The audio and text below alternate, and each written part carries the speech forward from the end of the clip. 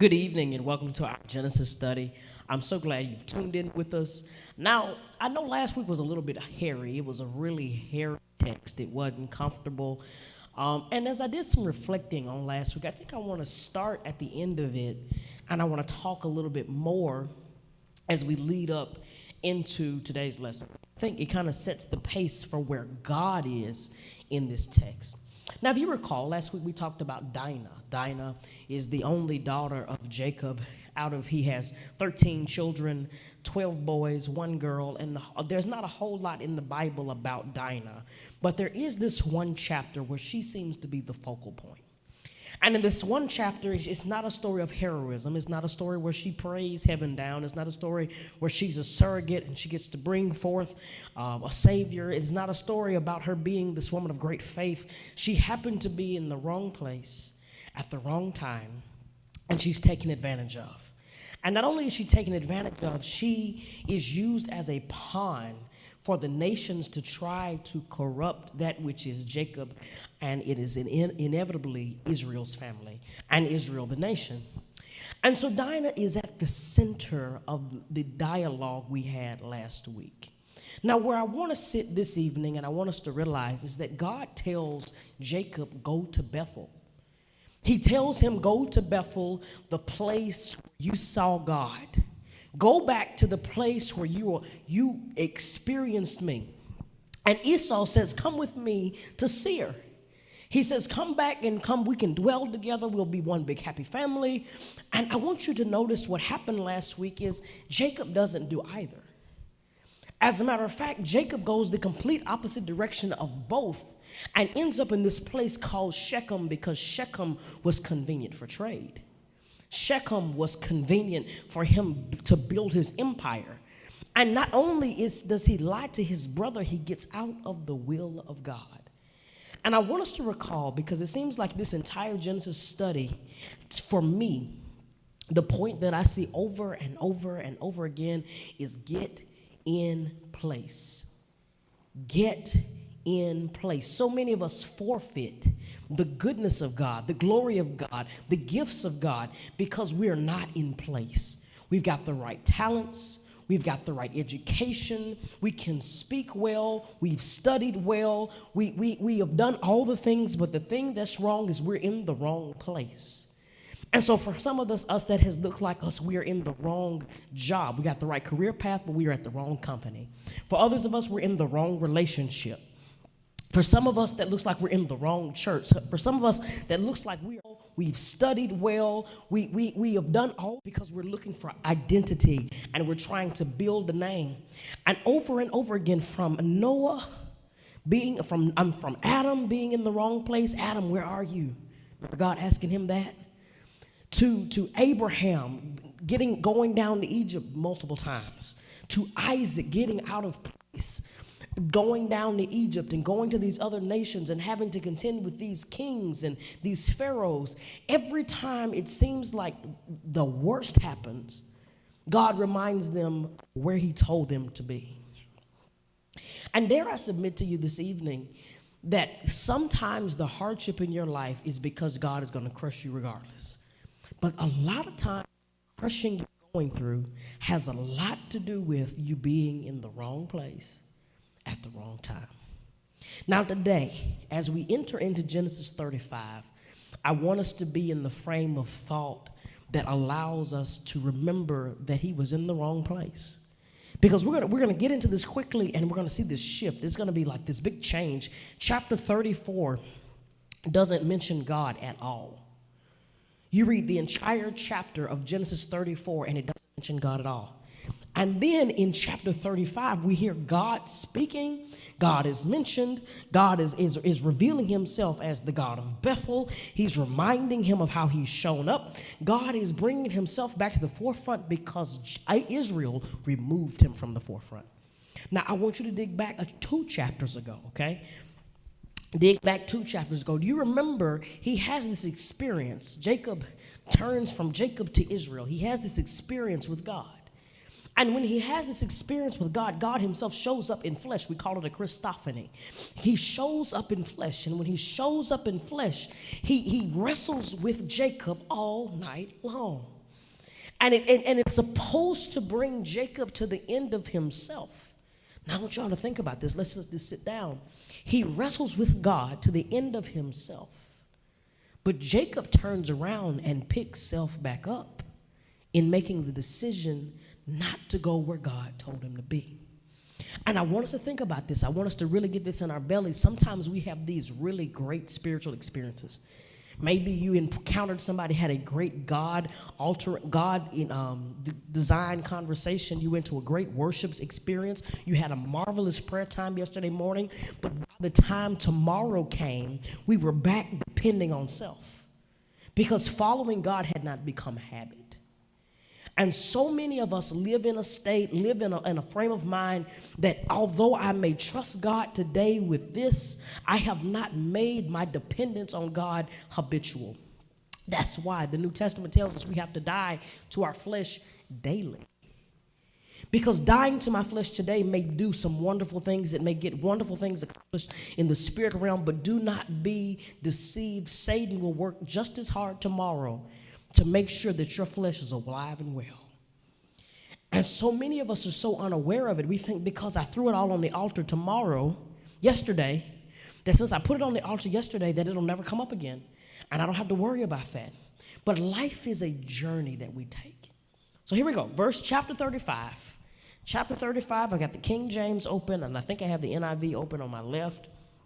And it says this: "And God said unto Jacob, Arise, go up to Bethel, and dwell there, and make there an altar to God that appeared unto thee when thou fleddest from the face of Esau thy brother. And God said unto Jacob, Arise." Now, again, traveling back to last week, I want you to remember, let's keep this on the forefront of our minds, that Jacob, although he was not steeped in sin that was in the face, he was doing a lot of sins of omission. His sons were committing sins, and he was omitting things. He wasn't doing a lot of things, and so he was in sin in that way. But I want you to see what God says. God says, arise. He says, get up. We're going to forget yesterday. We're going to act like it didn't happen. We're going to clean up this mess. Get up. And I want to speak to somebody who may be sitting at home on their couch or maybe struggling to get out of the bed, that it doesn't really matter how bad yesterday was. It doesn't really matter how bad yesterday may have felt. It doesn't really matter how it looked yesterday. Today, you've got to get up, clean up the mess of yesterday, and keep moving. One of Satan's biggest tricks is to make you think that what happened yesterday will nullify what God has already spoken. So many times we spend time and time again thinking that we have messed up our destiny as if we have that much power. And so we do not even do the due diligence of going where God said we should go, because we are so fixated on what we messed up. God speaks, he says, Jacob, arise. Then he says, go up to Bethel and dwell there. Don't pass by. Don't go in and pass by it and say that you went to Bethel. He says, go to Bethel and you put your roots down there. You came up here to Shechem and you built a house. You didn't even build an altar to me. You didn't even get here, and you didn't put me first. He says, go to Bethel. Go to the place that you encountered me last. Go back to the place and you go and dwell there and make there an altar unto me. Unto the God that appeared unto thee when you fled from the face of your son Esau. Go back in your memory 20, 30 years. Go back in your memory. I want you to remember that time that I showed up for you. Go back to that place. I want you to go back to that place because I want you to remember who I am. It seems as though you often get amnesia about who I am. You think that I'm just a friend that you can patty cake with and tiptoe out of your life, and that's not who I am. You go back to the place. I want you to look at all of the memories there. I want you to look at the rocks that you saw there. Go look at the blades of grass you saw there. I want you to remember how I showed up and how my presence felt. You go live in the place that you encountered me. And I want to suggest this to you. One of the things that I tell my fiance often is that we have to do what God said last. Sometimes God won't give you instruction for years. He'll say, go here. About 2 years ago, he said, go back to Birmingham and serve at Nineveh faithfully. And if I can be honest with you, that was not what I was praying. But that was the instruction God gave. He said, go back to Birmingham and serve at Nineveh faithfully. That's the last thing he said. Now, I'm 2 years removed. I said, okay, now God, what's next? Are we going to do something else? What's the next instruction? He said, go to Birmingham and serve there faithfully. Look at all the things that you remember me saying. Go back to the place that made you, and you stay there, and you be faithful, and you do all the things I taught you until I say it's ready to do something. It's time to do something new. And so many times we get those Bugs Bunny feet, those Roadrunner feet, that we start moving so fast that we miss the time to experience what's going on right here and right now. And dare I even submit to you that a lot of times we don't even have to be running. We'll be so caught up on the phone and what's happening on the cell phone that we'll miss what's happening in our regular purview. All right, let's keep going. Then Jacob said unto his household and to all that were with him, put away the strange gods that are among you and be clean. Change your garments. So he says, put away the strange gods. Now, y'all remember, scholars believe this is about 10 years from the time that Jacob comes out of Laban's house. So for 10 years, there have been these strange gods among Jacob's camp as they've been moving about, living in Shechem and on the road and all that good stuff. Rachel, the wife that he loves, the one he desires, his favorite wife, is the wife who stole those graven images. Scholars also seem to believe that Jacob has hired these servants who are really into divination. And so the house is full of idolatry. So the house is full of idolatry. They got these strange gods. And so I would even believe that that's why Jacob teeter-totters between Jacob and Israel. God has called him to be the chosen. He's called him to father this nation. He's called him to be this patriarch of the family. God has called him. He's set him apart. He's set him apart from his brother Esau. He's called him. He's made sure that he's known him. He's shown himself to him. He's shown up in the Christophany form. He's spoken to him. He's wrestled with him all night long. And Jacob yet wavers. He goes from believing God to not believing God, to being unsure of God to being unsure of God. And he has encounter after encounter. But I think of it this way, and I want to bring it down to you. I used to struggle with young people who would come through these doors, and they would be in church, and they would be in Sunday school, and they'd be in Bible study, and then they would go do something that was just not Christ-like. And whatever they would do would just not be Christ-like, and all of a sudden they would walk away from the faith, and I was like, how is that possible? You grew up in the same church I grew up in. How's that possible? But I want to tell you this, that if I hear Christ twice a week, and I hear everything else 5 days a week, I'm gonna be of a mixed opinion. And the Proverbs tell us that God is not of a mixed opinion. And so I want us to think here, I want us to sit here and be aware that you've got to choose this day what you're gonna believe and what you're gonna serve. And I want to even go here a little bit further because it says change your garments. But in verse 4, and I'm going to skip it, and we're going to kind of go back to verse 3. It says, and they gave unto Jacob all the strange gods which were in their hand and all the earrings. And they gave away the earrings, and some of you would read that, and we would go a little bit off to the left and make some weird assumption, some crazy assumption as if earrings are not of God. But there was something, as scholars would suggest, there was something about these earrings that were part of a pagan practice. And because it was a pagan practice, along with the gods, they got rid of it. How can I make that plain? I'm going to make it plain this way. I was thinking recently about getting a tattoo. Now, I don't have a tattoo. I don't have any piercings beside my ears. And I've never really had a desire to get a tattoo, but I got these scars I'm trying to hide. And so I had this thought about getting this tattoo. Everybody knows I love to surf. And there are these tattoos that surfers wear. And I was like, that would be really cool to have. And then something checked in my spirit and said, you need to find out what that means. So I went online trying to see what the various ones meant, and everything was to like this spirit, and this one for protection, and this one trying to worship the this, that, and the other. And all of a sudden that check went in my spirit because it looked good because of the culture I'm around. Well, it could have been detrimental to my spiritual health because I would have been dabbling in things that were of the occult. What am I saying? Sometimes things in the culture seem harmless because everybody's doing it. The earring itself, if it didn't have a spiritual connotation, isn't bad. If you pierce your baby's earrings at six weeks old, and it has no spiritual connotation, it's not bad.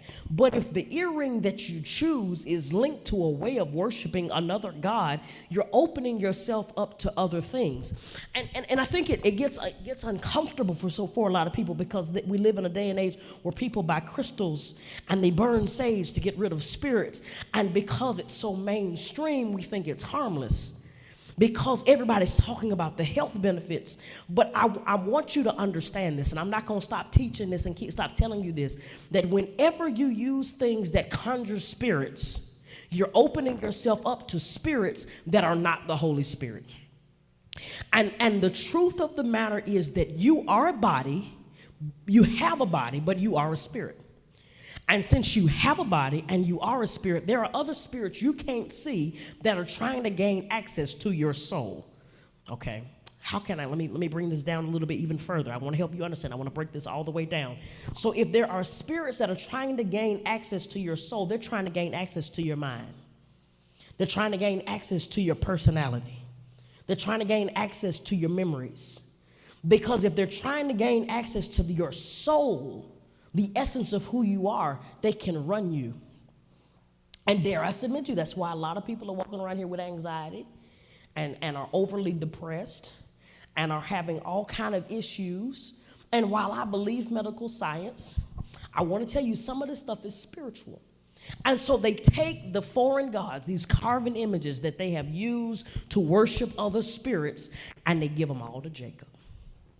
And Jacob takes them and he buries them under the tree. Okay, this is what the text says. I'm going to read it again. It says, then Jacob said to his household, to all that were with him, put away the strange gods that are among you and be clean. Change your garments. And let us arise and go up to Bethel, and I will make there an altar unto God, and who answered me in my distress, and was with me in the way which I went.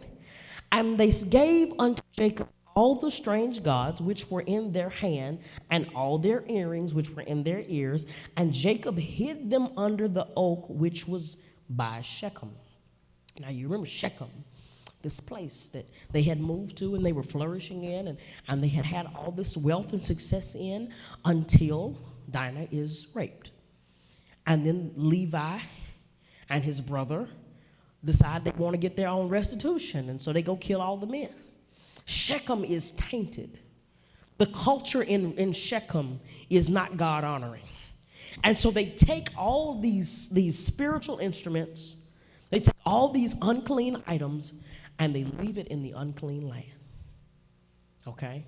So what I'm trying to get you to see is sometimes when you step out of some things, that you've got to take all the stuff that came out of that season and leave it there. And so if you were to come out of an abusive relationship, don't take the stuff with you. Don't take the necklace that he gave you. Don't take the bunny rabbit that he won you at Six Flags.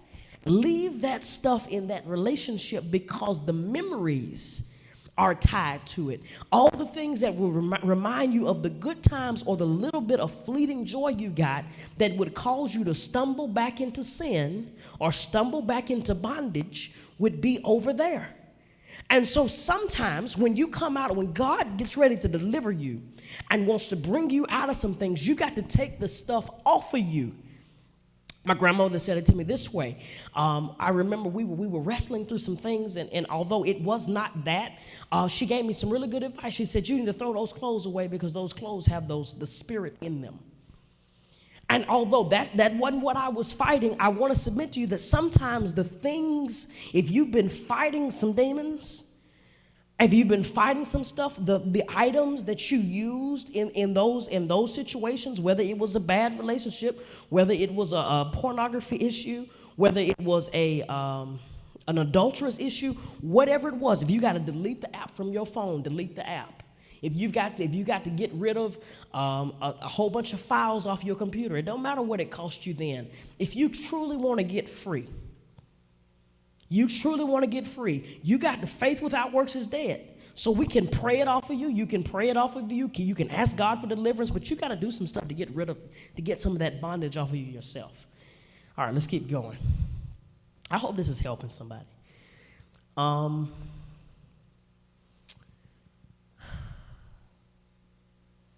Then Jacob said to his house, we already read that. He said, verse 5, and they journeyed, and the terror of God was upon the cities that were round about them. And they did not pursue after the sons of God. So they begin to head to Bethel. They're coming out of Shechem. They're coming into deliverance. They're coming out of a place that seemed good but was bad for them. They're coming out of that. Now, as they're coming out of Shechem and they're headed toward Bethel, I want you to remember what Jacob says to his sons at the end of chapter 34. He says, you have made me offensive toward these nations. You have made me offensive. In other words, now I can't go anywhere because now people are going to come and attack me. They see me as a threat. So they begin to go. And I want you to notice what God does, because this can work in your own life. They begin to go. So as they begin to go, they get rid of the stuff that makes them lukewarm, okay? They get rid of the stuff that makes them lukewarm.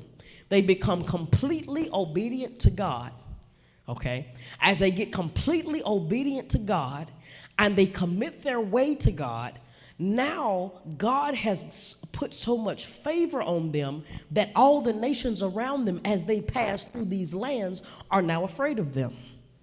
Now, they're not bigger, they're not stronger. Now, don't get me wrong, Jacob is wealthy, but they're not bigger, they're not stronger. They don't seem as though they have all this much going on. But all of a sudden, now that they're moving situations and they're headed toward the will of God, there is a protection on them that even people who don't worship God respect. And so what I want you to see is what God will do is when you're in the will of God, although there will be people who are your foes, there will be places that really don't respect you. There will be situations that are not in your favor, but because you're walking toward the direction God has pointed you in, you will find favor, and there will be some people and some spirits that will be so afraid to even come near you. And so the protection of God works in this way, that if you're in the will of God, if you're doing what God said, when God said it, you don't have to worry about who's going to attack you. You don't have to worry about who's going to take something from you. And I'm going to take a quick discourse. This morning, I was hanging out in one of my favorite texts. It's a text in Samuel, and it's about David. David was living in Ziklag at the time. He had just been fired from being in the Philistine army, and he and his guys had built up a town in Ziklag. They were on the way back to Ziklag. When they got back to Ziklag, all of the women and the children had been stolen, and the city had been destroyed. They get back to Ziklag, and all the men weep. They weep until they can't weep anymore. Now, David is in the will of God. He's demonstrated that he is trying to please God at every turn. He gets there, and everything that's his is gone. And so he prays. The guys are ready to stone him because they've lost everything following him. And he strengthens himself in the Lord. I know you've heard the story. They go to war, and they find the women and the children, and they recover everything they lost. Now, they were set up that if they were to get reciprocity, if they were to get what they were really owed in this situation, if they were to get what was really theirs, that their women and children should have been dead, because when they went to war just a couple of chapters sooner, they had killed everybody in town. When they were going and they were fighting people, they were going and they were wreaking havoc on everybody. They weren't sparing the women and children. They were killing everybody. They were showing no mercy. But I want you to see this. If you're in the will of God and you're doing it as God has asked you to do, there will be a protection on you that may not make sense to you, but it will keep you and keep all that is connected to you. Okay? So Jacob is moving. He's moving toward Bethel. He's being obedient. He is tuned in to God at this moment. He is tuned in. There's a shifting going on. And Jacob goes journey, and the terror of God is on them. The terror of God was upon the cities that were round about them. Verse 6 reads this way. It says, so Jacob came to Luz, which is in the land of Canaan. Remember, Canaan is the promised land. Well, will be the promised land. It is the land of promise, that is Bethel. And he and all the people that were with him, and he built there an altar and called the place El Bethel, because their God had appeared unto him. And when he fled from the face of his brother. So I want you to see this. This is a stark contradiction to what Jacob has done in the past. If you recall, Jacob, in the past, he goes and he built a house. As a matter of fact, when he gets to Shechem, first thing he does is he builds booths. He decides that he's going to pitch a tent.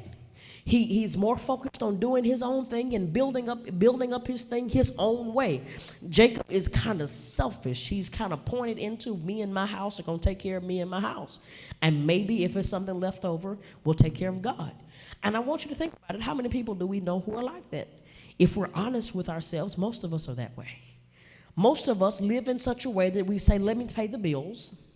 Let me make sure we're going to eat, and we've paid for the vacation, and the house note is paid, and the car note is paid, and I've paid my insurance, and if I have 10% left over, we'll give it to God, and if I only have 5, he can get that too, but I got to make sure I've got some spending money in my pocket. Most of us live in that way.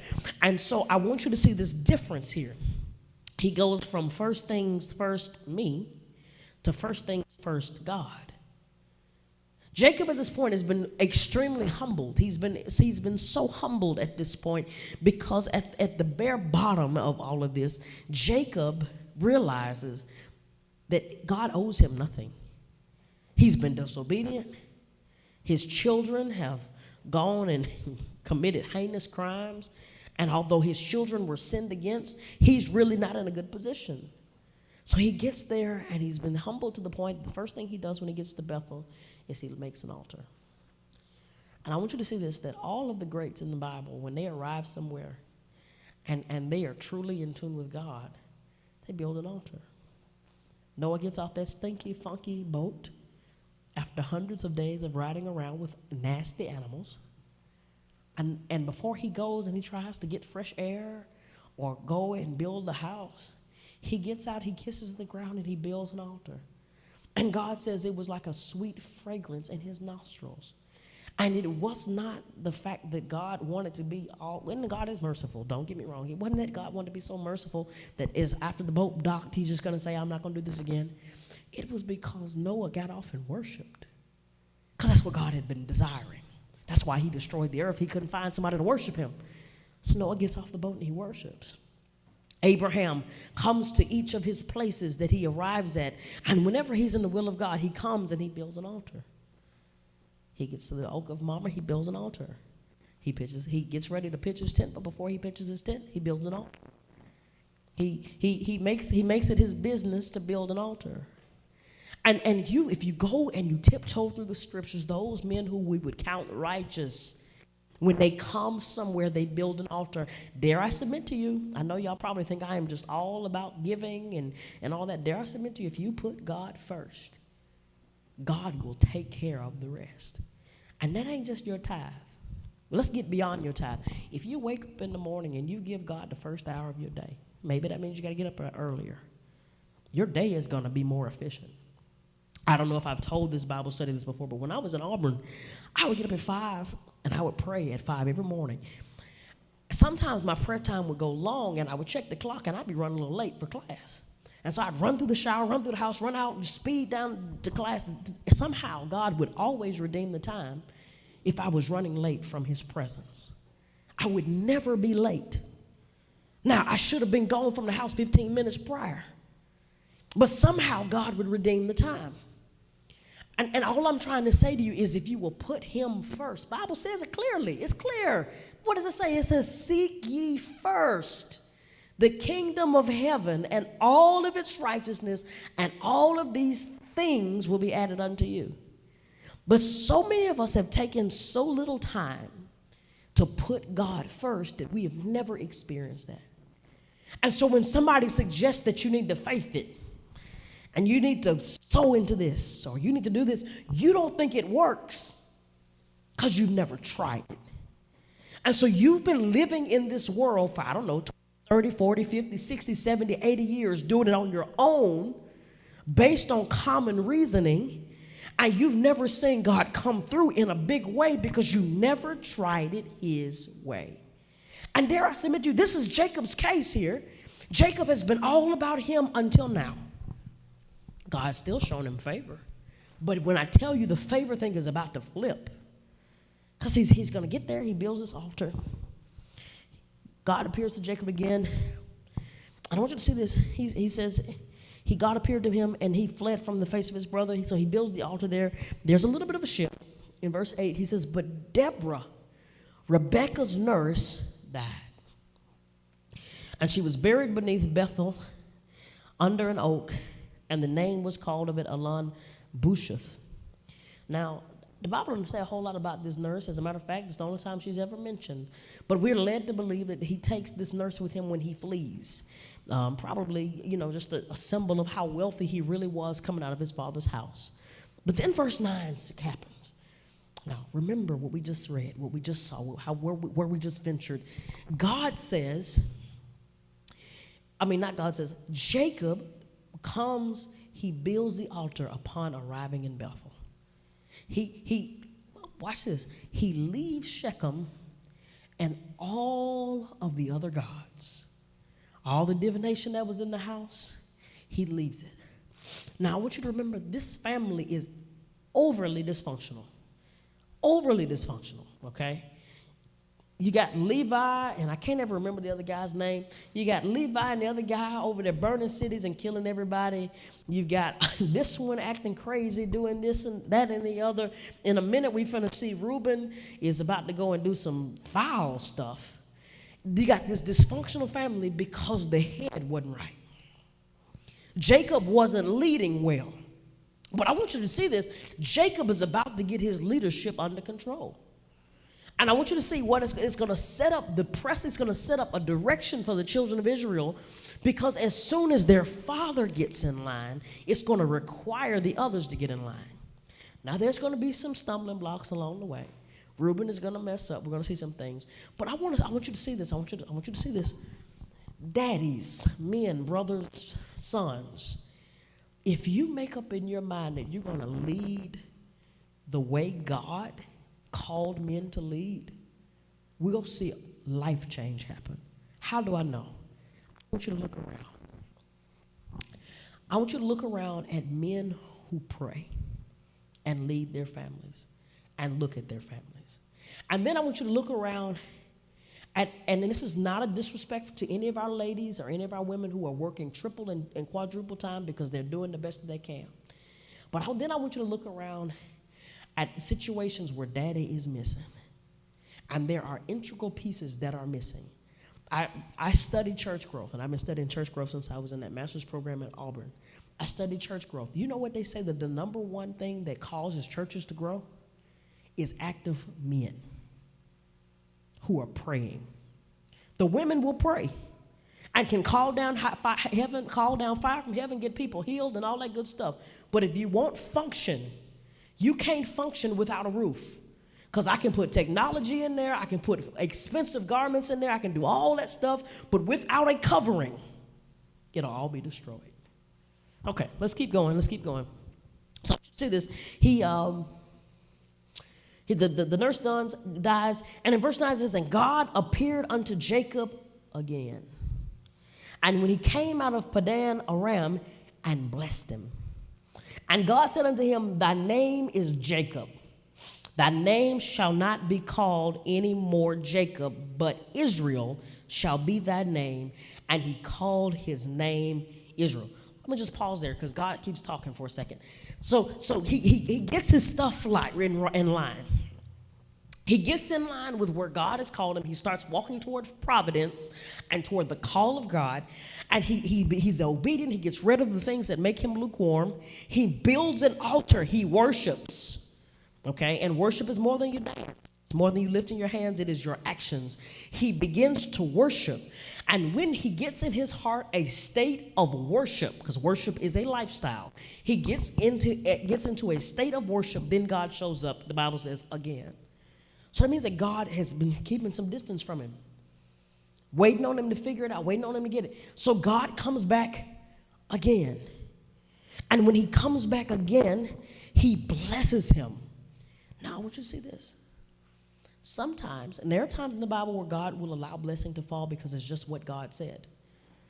There are a couple of times, but whenever we see the providential blessing of God, and I mean, though, the blessing that God wanted to give you, whenever we see that, it is always on the heels of worship. Okay? Now, I know we think of worship as singing and raising our hands and crying and getting chill bumps, but worship is so much more than, Lord, I love you. When we thank you, it is, Lord, I love you, and acting like I love you. It is, Lord, you're the head of my life, and putting him first. It is, Lord, I trust you, I believe you, and doing the things that say I trust you and I believe you. The reason that the Bible uses altars as a depiction of worship is because it cost something. It cost something. And so it meant that you had to take something that you would feel. While you may be feeling your tears while you are crying in church, and you may feel your feet tapping, you want to see God move? Give him something that costs you something. Give him some time. And Sunday morning ain't no time. That's just 2 hours, if it's that much. So God appears to him again. He blesses him. And then God said unto him, thy name is Jacob. Don't let nobody call you Jacob again. Now they're going to call him Jacob again. But God is trying to get in his mind that I'm trying to give you an identity shift. This lukewarm person that you've been, you can't be that and be who I've called you to be. That's not who I call you. Your parents named you that, but I call you Israel. I call you Israel. And I think of him and I liken him to Jabez. Y'all remember Jabez? Jabez, again, is an Old Testament person whose name is Jabez, literally meant pain, because his birthing experience was so painful to his mother. And he's named Jabez, and he begins to make this decree. He begins to make this decree that you'll enlarge my gates and that I would be free from pain. In other words, he was like, Lord, strip me of this identity of pain. And what God here is doing, the same thing that Jabez was asking for, is he's trying to strip him of this identity of being a trickster, of being lukewarm. He's trying to take his identity and mold it and shift it. I want to sit here for a second. I know I'm running out of time, but I really want us to understand that in order for God to do a work in you, he's going to change your identity. He's going to change your identity. And what I love about him is while he changes your identity, that doesn't mean he changes who you are. What it means is he takes the experiences and the things that he did in you and he turns them so that they can be used for his glory. He takes your experiences. If you're a liar, he helps you identify liars. If you're a cheater, he helps you identify cheaters so that you can minister to those people. If you're a trickster, he helps you use the know-how but not be a trickster. Okay, let's keep going. And he says, I am God. God said unto him, I am God Almighty. Be fruitful and multiply. A nation and a company of nations shall be of thee, and kings shall come out of thy loins. And the land which I gave to Abraham and to Isaac, to thee I will give it. And to thy seed after you I will give the land. And God went from him place where he talked with him. And Jacob set up a pillar in the place where he talked with him, even a pillar of stone, and he poured a drink offering thereon, and he poured oil thereon. So God promises him, he says, I'm going to do to you just like I did to your dad and your granddaddy. My word hadn't changed. My promise hasn't changed. My plan hasn't changed. I've just been waiting on you to get the memo. And, and I just want to ask you, has God been waiting on you to get the memo? So many times we spend so much time missing God's best because we're so caught on who we are. We're so bought into our sinful nation. We were born into iniquity, steepened in sin. We were conceived in sin. And so our instinct of our identity is sinful. I know that the mainstream media will be like, no, that's just who you are. It's part of you. Your identity, until you put on Christ, is sinful. Here we go. So Jacob sets up a pillar in the place where he talked to God. He wants to remember that spot, and that's really good. He wants to remember that spot.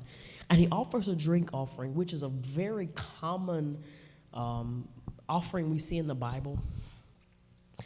Let's see. This idea is found in several places in the Bible. It's in Exodus 29, Leviticus 23, Numbers 15, where we show this drink offering was made of wine poured out of sacrifice before the Lord. Wine takes a long time to make. And especially in the day where they were making their own wine, to pour out some wine was a rather large sacrifice because there was no clean water. So if they had wine, that means they had been waiting on it so that they could have a libation for their body, so that they could have something to drink. And you got to think about it. They're living in the desert. So everything that's liquid, that is drinkable, is of value. And so a drink offering to the Lord says, Lord, you're more important than my libation on my tongue. I'd rather wither and dry and die from not having something to drink than to not offer you this offering. It was a great, large sacrifice. All right.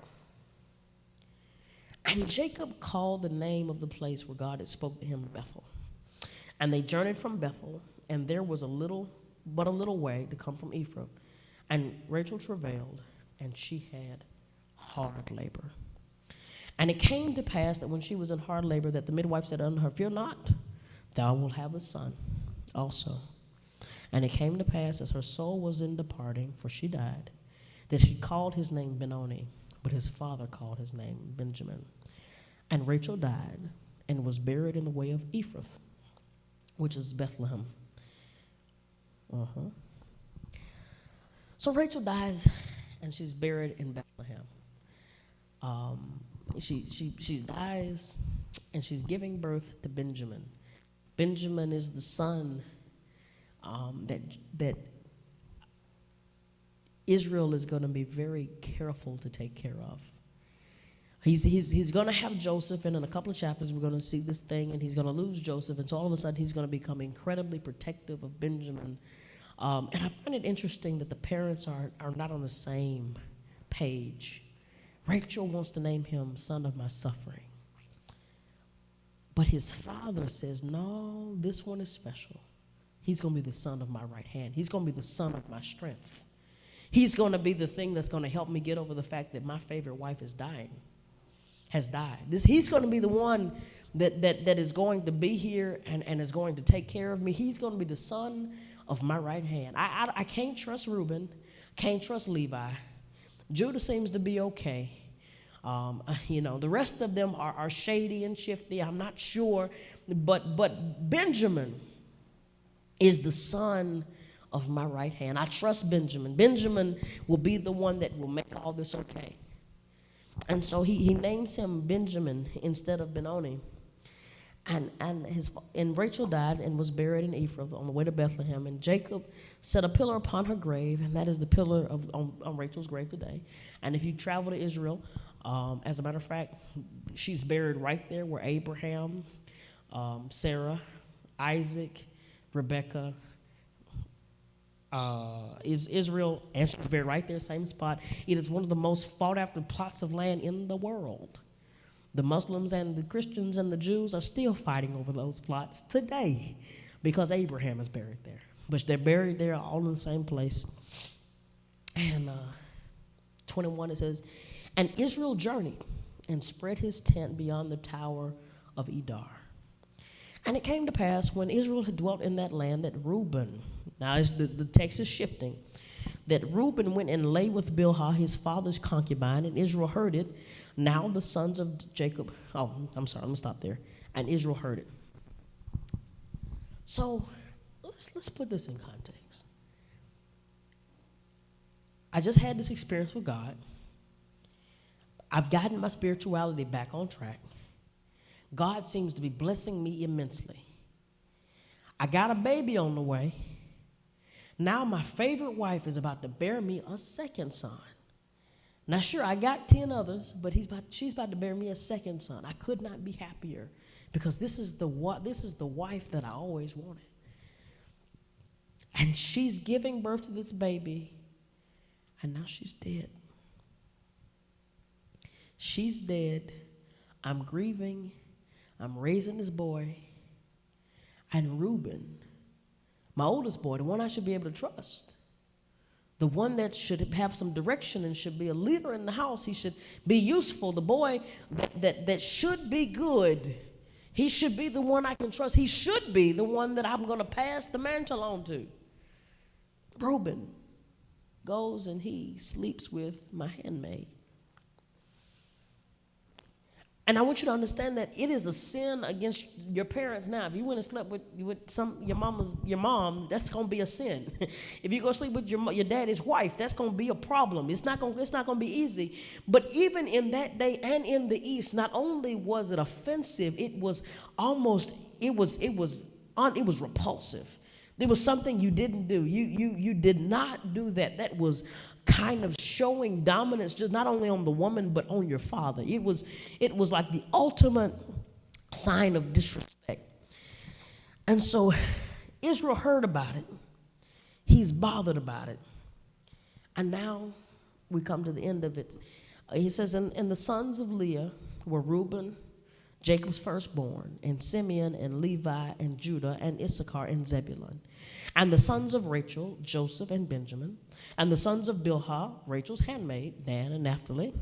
And the sons of Zilpah, Leah's handmaid, Gad and Asher. And these were the sons of Jacob that were born to him in Padan Aram. Jacob came unto Isaac his father unto Mamre, unto the city of Arba, which is Hebron, where Abraham and Isaac sojourned. And the days of Isaac were 180 years. And Isaac gave up the ghost and died. And it was buried unto his people, being old and full of days, and his sons Esau and Jacob buried him. So I've had this experience with God. I've got my stuff in order. My favorite wife dies. My son is trying to assert dominance. And now I get home, and my daddy dies. I've been away for 20, 30 years. And he wasn't my favorite daddy, but he was my daddy. Now he's gone. And now I've got to deal with the hurting of this season, but now I've got to do it with God. And I want you to think about it, because in your Christian walk, you ought to say, I get to do it with God, but if it's a foreign concept, often we think of it as, now I have to do it the Christian way. Now I have to do it in a way that's going to be pleasing unto God. And I want to say it that way, because if you're not used to trusting God in the middle of pain, you'll think of it as but I really want to just go hit these people. I really just want to go kill Reuben. I really just want to do this. But dare I submit to you that if you'll do it God's way, and you'll lean not to your understanding and trust him, that he'll cause you to be able to go through unsurmountable pain and experience his waves of comfort in ways we can't comprehend. Now, I want us to also chew here that this was a process. This is a process that although Israel has had time after time after time where he has experienced God, and then he's done his own thing, and he's experienced God, and he's done his own thing, and he's experienced God and done his own thing. I want us to be aware that your walk with Christ is a journey. And don't hop off the horse because you messed up today. Get back up. Get back pointed in the direction of purpose. And keep going. I think that's the overarching lesson here. From Abraham to Isaac to Israel is that get back up, keep moving, and moving in the direction of the providence of God. Don't give up. Don't quit, even when it gets tumultuous and even when it gets painful. So next week, I'm going to be on my honeymoon, and so I want to invite you to tune in to the recording. I'm going to pre-record 36, but you can tune into the recording just as normal. But just in case you had planned on showing up here, I just want to let you know that I will not be here. And so I don't want you to show up and have the expectation that I will be. But you can tune in next week for chapter 36. Pray with me. God, we thank you for the word of God. We thank you for the word of God that speaks to our spirits, that feeds us, that gives us insight and knowledge. We thank you that you bring the word of God alive for us. Help us see what you're saying to your church. What are you saying to your people? What are you breathing into the moments of this time, God? Help us walk better and walk nearer to you, God. Have a better understanding of your will and your way for our lives. God, we are hungry to experience your manifest presence in this world, God. My goal, my hope, my desire tonight and for every night is that you would make us more aware of your presence. God, we know we cannot usher you in because you are already here. So God, as we leave and as we move on and as we go through our daily existence, just make us more aware of your presence. That your promises they don't happen when we ask, they happen when we remember that they're ours. That your will is for us to prosper as our soul prospers. So feed us and feed us until we want no more, God. Help us, bless us in our study time and in our moving about time, God. Make us more aware. We love you, we praise you, we thank you. In Jesus Christ's precious name, amen. Y'all be blessed, and I'll see you soon.